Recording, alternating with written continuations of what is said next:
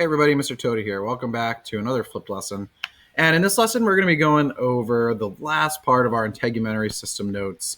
So part 3 of chapter 5 here, where in this chapter or section, we're going to talk about skin disorders and special considerations when we're looking at the skin and the integumentary system. And we're really going to build off what we've talked about in the first 2 parts of the integumentary system, the layout, the structure, the design, and then special structures and appendages of the skin. So we're going to get more in depth in here on some things that can go wrong and some unique characteristics. All right. So the first one, probably when you think of like things that go wrong with the skin, probably the most common thing that comes to mind is skin cancer. All right. And if you remember back from biology, cancer, any type of cancer, liver cancer, colon cancer, brain cancer, is when cells lose their ability to control their growth. They lose control of mitosis. They're dividing rapidly, uncontrollably. And when a cell is constantly dividing and multiplying itself, it can't actually do its job. And that's why cancer is so deadly. So skin cancer is actually one of the most common types of cancer we'll find. And it affects 1 in 5 of every Americans, right? So 20% of Americans will get skin cancer. And the reason is because it's caused by UV damage to the DNA of your skin cells. So and that's why we preach all the time, right? When you go outside in the summer, hanging out with your friends at the beach, playing baseball, soccer, or whatever, it's so important to protect your skin, right? Use really good sunscreen, at least SPF 30, okay? Wear a hat, wear long sleeve, summer type clothing if you can. Stay in the shade, all right? So really important to protect your skin because so many Americans get skin cancer. And we'll see here, even though it's one of the most common types of skin cancer, it is one of the most survivable, but it can become pretty bad if you don't treat it. All right. So our first type here is called basal cell carcinoma. All right. And this is the least malignant. That malignant means it's going to spread to other places. It's cancerous. All right. And it's the most common. 80% of skin cancers are basal cell carcinoma. And the reason it's called basal cell is because it's in that basal layer, right? The stratum basal, where that layer of your epidermis, those cells are generated and they move up to the top and slowly die, fill with keratin, and then become the outer layer there. So it's those cells that are affected in basal cell carcinoma. And usually you get this in sun-exposed areas of the face, and it looks like this right here. You can see you get these shiny dome-shaped nodules. So it almost looks like a pimple or maybe like a wart, but it's kind of dome and really shiny. All right. They're slow growing, and they rarely metastasize. Okay. Great word to write down if you don't know. Metastasize means when it spreads to other areas of the body. And that's one of the really dangerous things about some cancers like skin cancer is, like if you get a little piece of cancer on your skin, is that going to be detrimental to your body's ability to maintain homeostasis? I would say not. But if that little piece of skin cancer right here then gets into our bloodstream, metastasizes or spreads to our brain or to our lungs or to our colon, right? That could be really bad because those are really vital organs that we need to survive. And if those have cancer, they're not going to be able to do their job. So that's why metastasizing is really the key aspect here of skin cancer. All right. And most of the time, these are removed by surgery. That's all you need to do in 99% of cases. Okay, so our next type here we're going to talk about is called squamous cell carcinoma. This is the second most common type. And moving a little bit up in our layers of the epidermis, all right, this affects the keratinocytes of the stratum spinosum, right? So these keratinocytes are the sites that make that protein keratin, right? That really hard waterproof substance that makes up our nails, our hair, and that fills those cells of the epidermis to make them waterproof and durable. So that's where this is happening, squamous cell carcinoma. It makes sense, right? We know what squamous means, flat, and that's where those keratinocytes are. So it looks like this. It's like a scaly, reddened bump.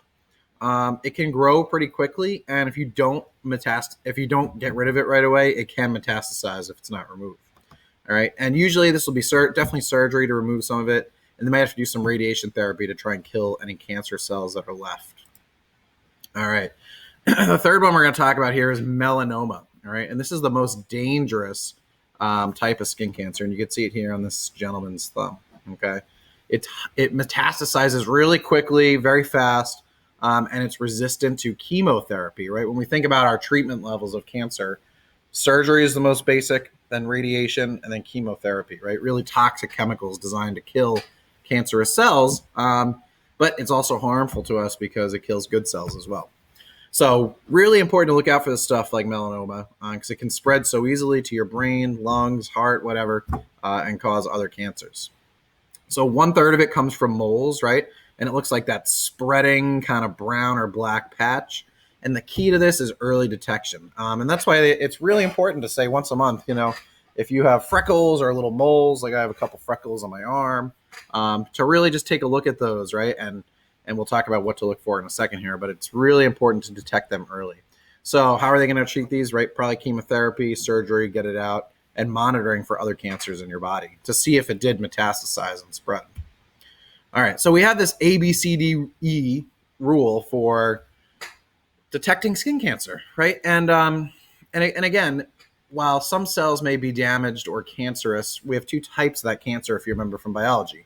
We have malignant, which we talked about, which is something that spreads. It is cancerous. And benign, right? It's not going to spread, kind of just stays right there. So the first one, asymmetry, right? The two sides of the pigmented dot do not match. And we'll reference this kind of chart right here. So this would be a benign, right, cancerous area or a mole or a freckle, right?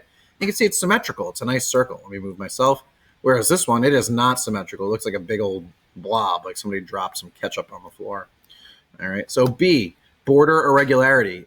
Is the border nice and crisp? Is it solid or is it jagged or blurry?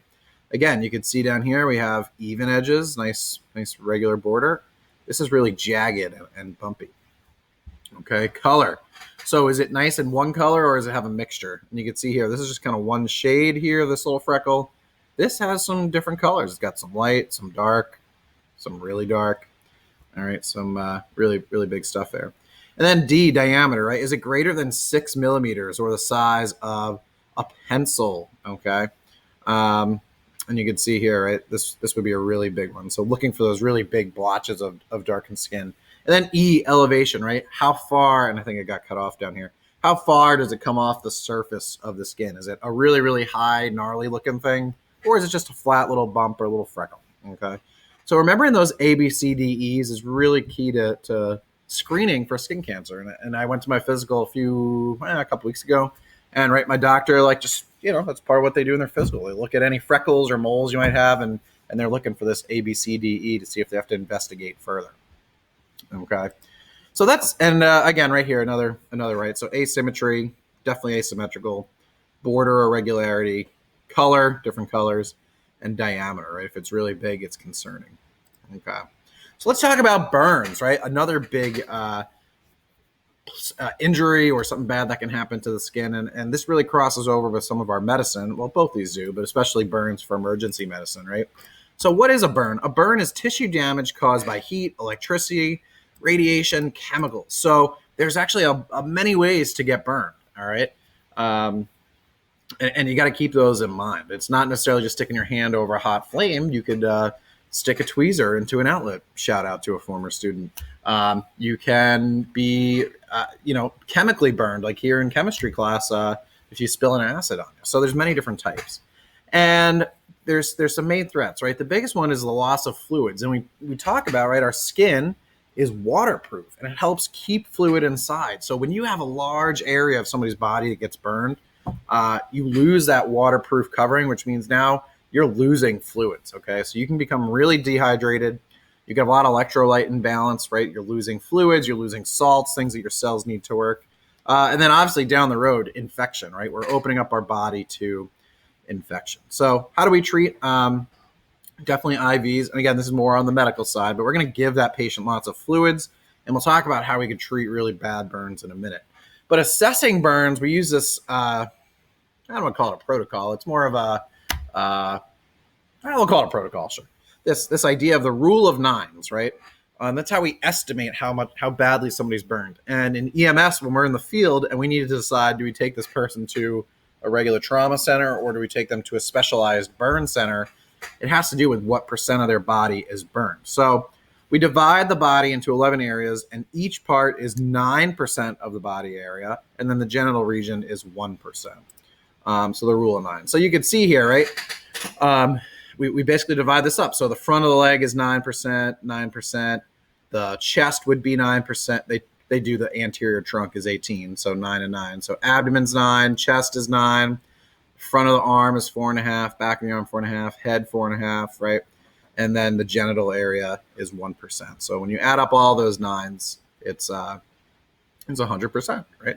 And it's just good to know, because if you had, let's say the entire front of the chest, so the chest and abdomen and one of the arms was burned, that would be 18 plus 4.5, that's 22.5% burns. That's significant burns. All right. So we call that the rule of 9s.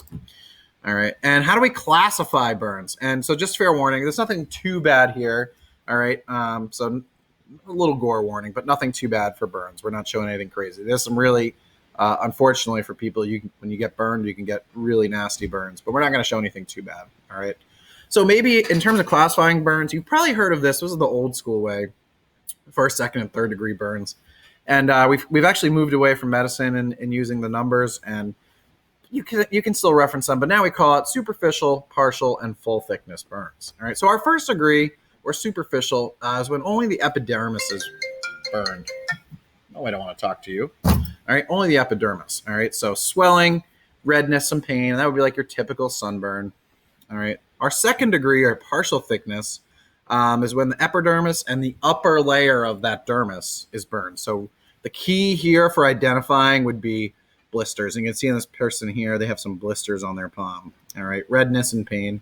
And then that third degree, or partial thickness, would be when the entire thickness of the epidermis and dermis is burned, right? That skin is destroyed. The nerve endings are destroyed. The cells are literally charred. Like if you think about, if you leave a steak or something on the grill for too long, it gets that charred sensation.